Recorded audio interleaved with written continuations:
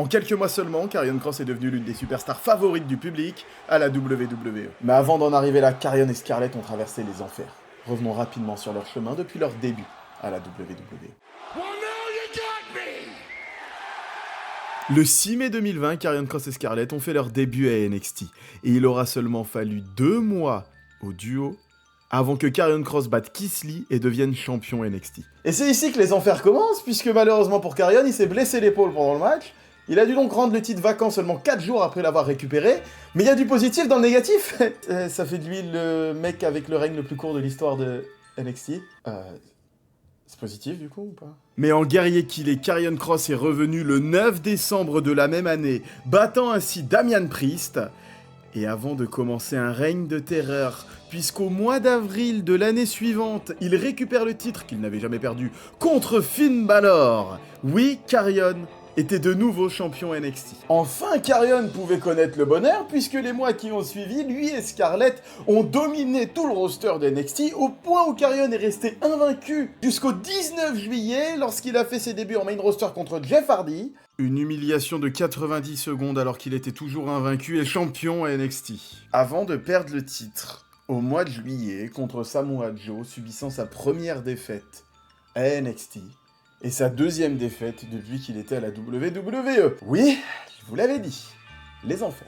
Et il ne faisait que commencer puisqu'il a été appelé en main roster après cette défaite de titre, où il a fait ses débuts sous une gimmick... Ouais, enfin, vous voyez quoi. Et l'inévitable est arrivé le 4 novembre 2021 lorsque Kross et Scarlett n'ont pas été reconduits de leur contrat WWE. Et c'est à ce moment-là que s'est mis en place un mouvement qui reviendra par la suite, un mouvement de soutien envers Karrion Kross et Scarlett. Les fans, mais aussi des légendes comme Booker T et Mick Foley se sont plaints du traitement de Karrion Kross et de l'absurdité de lui avoir retiré Scarlett en plus de l'avoir transformé en gladiateur. Mais en 2022, Triple H ayant pris le contrôle de la créativité WWE, l'une de ses premières décisions, réembaucher Scarlett et Karrion Kross. Oui, le 5 août 2022, Karrion Kross et Scarlett sont revenus à SmackDown en s'attaquant à Drew McIntyre. Et en plus de Drew McIntyre, Roman Reigns et la Bloodline étaient dans le ring. Donc oui, Karrion Kross a directement été envoyé avec les plus gros visages de la WWE à ce moment-là. Enfin, Karrion Kross est respecté! Alors pas vraiment. Puisque même s'il affronte des gros noms et qu'il leur fait face, il perd les rivalités. Mais ce n'est pas là toute l'essence du personnage de Karrion Kross, puisque son but étant de montrer le vrai visage de ses adversaires en les poussant à commettre des actes qu'il considère immoraux. Et dans le kayfabe, toutes les actions de Karrion Kross ont eu un impact. Il a affronté la Bloodline, elle a implosé. Il a affronté les Mysterio, Dominic a trahi. Il a affronté AJ Styles, il est en crise identitaire pendant 1 an. Il a affronté The Pride, le clan a implosé. Il a affronté Shinsuke Nakamura, ce dernier a perdu tout honneur. Il a affronté Drew McIntyre, il a totalement pété les plombs. Mais malheureusement, dans le kayfabe, à aucun moment les mérites de tous ces changements ont été attribués à Karrion et Scarlett, alors que c'est leur travail, ensemble, qui a permis ces modifications. Mais à la décharge de l'univers de la WWE et des fans de catch, l'histoire racontée par Karrion et Scarlett depuis quelques années était principalement disponible sur la chaîne YouTube de la WWE via des digital exclusives. Les segments les plus importants pour raconter leur histoire étaient donc faits sur la chaîne YouTube et pas pendant l'émission. Mais en fin d'année dernière, Karrion Kross, Scarlett et The Miz sont partis en rivalité contre les Wyatt Six, et c'est à partir de ce moment-là que Karrion et Scarlett ont décidé de changer les règles du jeu et qu'ils ont pris les choses en main. Plutôt qu'auto-financer leur segment backstage diffusé sur la chaîne de la WWE, ils ont décidé de diffuser leur propre segment sur leurs propres réseaux sociaux. De ce fait, ils ont pu raconter les histoires comme ils l'entendent, créer de la viralité sur leur segment, toucher le public et surtout flouter la frontière entre le kayfabe et le réel, chose qu'ils faisaient déjà à travers leurs personnages.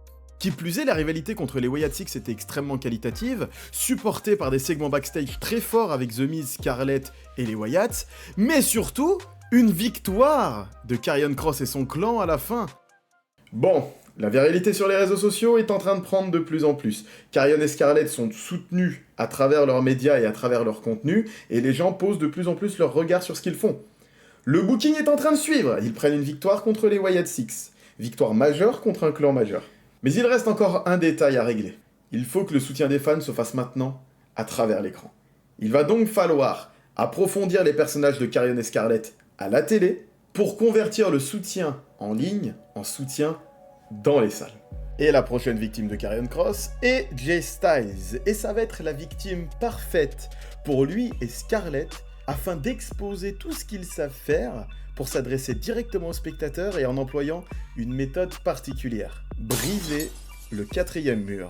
Et si vous ne savez pas ce qu'est le 4e mur, eh ben regardez. Salut Deadpool! Oh, hello. C'est l'écran qui nous sépare, nous, de la fiction que nous regardons. Et il est brisé quand le personnage fictif ignore ce mur pour s'adresser directement aux spectateurs. Et bien évidemment, dans le catch, on a l'habitude que les athlètes s'adressent directement aux spectateurs, à nous. Donc Karrion Kross va le faire de manière plus subtile. Ok, jouons au jeu des 7 différences. Regardez bien cette image avec AJ Styles. Et maintenant celle-ci de Karrion face à Sami Zayn. Vous avez trouvé la réponse? Regardez. Quand il fait face à AJ Styles, Karrion Kross a les cheveux lissés. Quand il fait face à Sami Zayn, Karrion Kross a les cheveux en bataille, un peu bouclés. Oui, comme la personne qu'il a en face de lui. Il rentre dans sa tête. Vous avez donc compris, à travers des détails subtils que seuls les spectateurs les plus attentifs peuvent capter, Karrion Kross fait passer des messages. Regardons rapidement son match contre AJ Styles. 2 détails. D'habitude en slip de combat, là, il arborait un pantalon dans le même style que celui d'AJ Styles. Et ce n'est pas anodin puisqu'il a demandé à la styliste de AJ Styles de lui en faire un personnalisé. Et à la fin du match, on voit qu'il met les mains dans le dos juste avant de subir le phénoménal forearm. Oui, il s'est laissé perdre volontairement, tout en brisant le 4e mur. Et oui, je sais, à ce moment-là, vous pourriez vous dire, mais c'est idiot, pourquoi Karrion Kross perd volontairement un match contre AJ Styles? Eh bien tout simplement parce qu'à ce moment-là, il est en train de raconter une histoire extrêmement méta au public qui a pu toucher son cœur directement. À WrestleMania 41, AJ Styles, l'un des plus grands de tous les temps, contre Logan Paul, un simple YouTuber. Pour Karrion Kross, si AJ Styles perdait, le catch perdait. Et il n'y avait plus aucun honneur à être catcheur de la WWE si un homme comme AJ Styles n'arrivait pas à mettre fin à un YouTuber comme Logan Paul, et peu importe les moyens employés. Comme rentrer dans la tête d'AJ Styles et lui rappeler celui qu'il était il y a pas si longtemps, quand il a fake heel turn. Et cette histoire a fait écho dans l'esprit des gens, puisqu'à partir de là, Karrion Kross a commencé à être très populaire et soutenu. On a pu commencer à entendre les premiers « We want Kross ».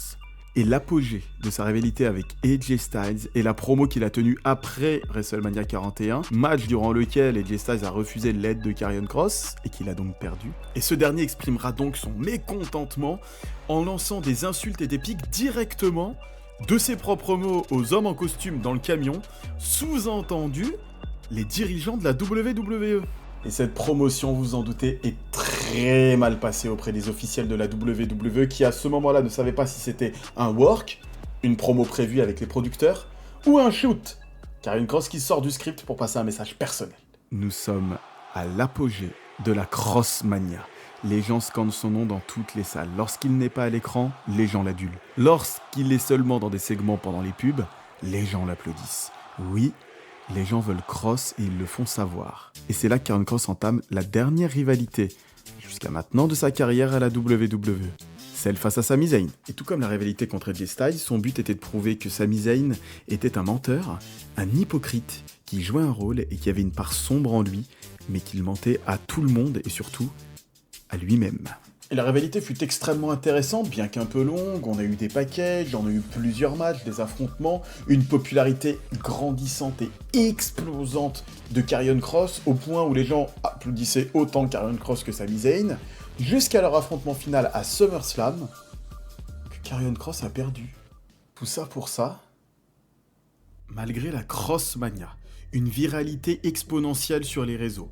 Kross et Scarlett étaient les top vendeurs de merchandising sur les différents shops WWE pendant des semaines et des semaines. Malgré que le public s'investisse enfin dans Karrion Kross et des packages ultra pertinents et une présence accrue à l'écran, Karrion perd ce match, perd en crédibilité et surtout, son contrat n'est pas renouvelé. Au moment où je vous parle, Karrion Kross ne fait plus partie de la WWE. Pour autant, j'affirmerai pas avec fermeté que Karrion Kross et la WWE, c'est vraiment terminé. On a eu des scénarios similaires récemment, par exemple R-Truth qui s'est fait licencier, mais grâce au chant du public We Want Truth, il est revenu à la WWE. Pendant WrestleMania 40, on avait Cody Rhodes qui prend le Rumble, mais qui est supprimé des plans par The Rock, mais les gens scandant We Want Cody, et bien finalement on a eu ce qu'on connaît tous, le Cody Rhodes Roman Reigns. Donc je sais pas si on peut dire que Karrion Kross c'est terminé. On peut par exemple le faire revenir avec des apparitions dans la salle, assis dans le public, où il est spot devant les stades, devant les salles où il y a des shows, à prendre des photos avec les fans, ce genre de choses. Il peut même faire des apparitions en indie, mais continuer de jouer ce rôle de Karrion Killer Kross. Et il peut continuer ses promos sur les réseaux, être aperçu en backstage, pour amener un retour organique de Karrion Kross poussé par les We Want Kross, les pancartes, les ventes de merchandising, et surtout le bruit fait par le public. Et ces scénarios méta sont totalement envisageables aujourd'hui à la WWE. Récemment, la fausse blessure de Seth Rollins pour pousser à son cash-in. Pourquoi pas ici un faux licenciement pour pousser au retour très organique de Karrion Kross petit à petit. Tout est possible de nos jours. En tout cas, personnellement, j'adore le personnage de Karrion Kross. J'adore ce duo qu'il forme avec sa femme Scarlett. Et j'aime beaucoup ces personnages très torturés, très méta, qui savent raconter des histoires. Après des années de tentatives pour que le public accroche enfin à Karrion Kross et Scarlett, ça arrive. Ils sont les meilleurs vendeurs du shop pendant des semaines. Le public scande leur nom. Il est applaudi pendant ses matchs, même quand il est censé être sifflé. Ça me paraît trop gros, trop bête pour que ce soit vrai, qu'on les laisse partir tous les deux sans même renouveler leur contrat. Effectivement, depuis on a eu des nouvelles informations, comme quoi Karrion aurait reçu une nouvelle proposition, mais sans Scarlett, à laquelle il avait moins de 24 heures de répondre, à 3 jours de la fin de son contrat. Il a fait une interview chez Ariel, un podcast, où il a affirmé que tout ça n'était pas un work, que tout ça était bien réel, qu'il n'était plus à la WWE, et qu'il acceptait les bookings en indie. Mais est-ce que ces explications peuvent être crues? Est-ce qu'il est encore une fois en train de flouter la frontière entre le réel, le kayfabe? Est-il de nouveau en train de casser le 4e mur? Quoi qu'il en soit, Karrion Kross et Scarlett sont deux des meilleurs storytellers dans le monde du catch aujourd'hui, et je trouverais ça très dommage que la WWE ne capitalise pas plus sur leur potentiel, leur talent et leur popularité grandissante. Waouh, que cette vidéo m'aura pris du temps à monter et à sortir. Je m'en excuse encore une fois, je n'ai pas encore un rythme de croisière sur YouTube. J'espère que vous avez apprécié ce sujet Karrion Kross qui me tenait énormément à cœur, que lui-même a soutenu sur les réseaux en me republiant, etc. Donc j'espère que la vidéo va vous plaire. Je vous sors des prochaines vidéos à un meilleur rythme. Il faut vraiment que je réussisse à trouver un rythme de croisière sur YouTube. Bref, dites-moi si vous avez aimé ce format de vidéo en commentaire. N'hésitez pas à venir me suivre sur toutes mes autres plateformes où je suis quand même vachement plus actif et vachement plus discipliné sur le rythme de publication. Merci beaucoup à vous. J'espère que vous avez kiffé. C'était Nico sur une vidéo sur un catcheur que j'aime énormément, Karrion Kross. Je vous retrouve très rapidement pour un prochain sujet.